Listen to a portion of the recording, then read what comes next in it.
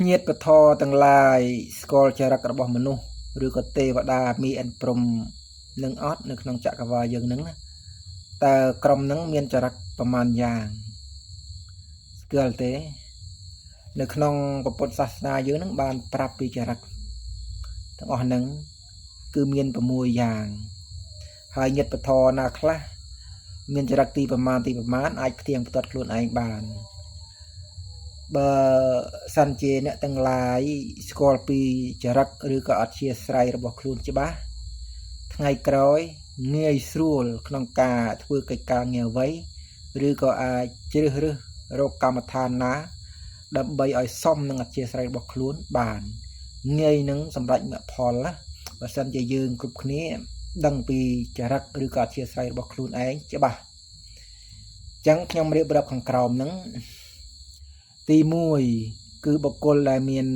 រាគៈចរិតណាគឺមនុស្សដែលស្រឡាញ់ខ្លួនណាចូលចិត្តស្អាតបាតណាមនុស្សប្រភេទហ្នឹងអញ្ចឹងនរណាខ្លះដែលចូលចិត្តស្អាតពេលតាណាមកណាងាយចេញក្រៅទេឆ្លោះកញ្ចក់ឬក៏ចាត់ផ្ចង់មើលមុខមើលក្រោយតើស្អាតភ្លឹងបានអាចចេញដំណើរបានតែញាតិធម៌ណាខ្លះមានចរិតអញ្ចឹងណោះ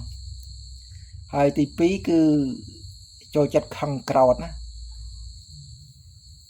ពេលដែលឃើញអ្វី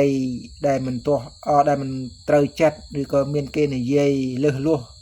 តិចតួចឬក៏ខ្លាំងមិនម៉ាគឺលះខឹងលះប្រតិកម្មតបមនុស្សទី2គឺមនុស្សដែលមានទោសៈចរិតគឺចរិតលះខឹងណាលះក្តៅ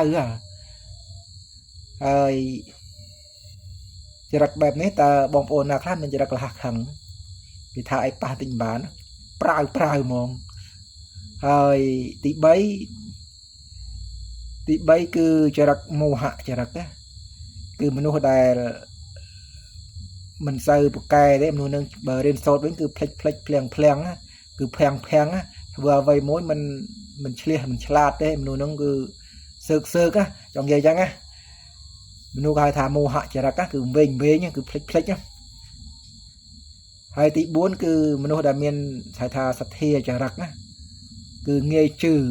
គេនិយាយអ្វីក៏លះជឿជាក់ទៅលើគេដែរតែបើសិនជាមានការខ្សែផ្គប់ខុសបុគ្គលនេះច្បាស់ជាលងខ្លួនហើយតែបើខ្សែផ្គប់ត្រូវល្អបុគ្គលហ្នឹងបើមានការខ្សែផ្គប់ត្រូវគឺល្អព្រោះអ្នកដែលមានសទ្ធាចរិតគឺងាយជឿគេនិយាយអ្វីក៏លះជឿលះហ្មងនិយាយចំទៅអត់ទៅចេះគិតពិចារណានេះក៏លះជឿហ្មងអ្នកដែលមានសទ្ធាចរិតហើយទី5គឺអ្នកដែលមានវិតកៈចរិតអ្នកដែលចូលចិត្តគិតច្រើនត្រេះរិះច្រើនពិចារណាច្រើនណាអ្នកណាខ្លះដែលចូលចិត្តពិចារណាច្រើនឮអ្វីឃើញអ្វីចូលចិត្តគិតពិចារណាច្រើនណាមនុស្សនេះគឺមិនងាយណាបោកបានទេមនុស្សប្រភេទវិតកៈចរិតហ្នឹងគឺប្រភេទទី5ពេលទី5ហ្នឹងគឺ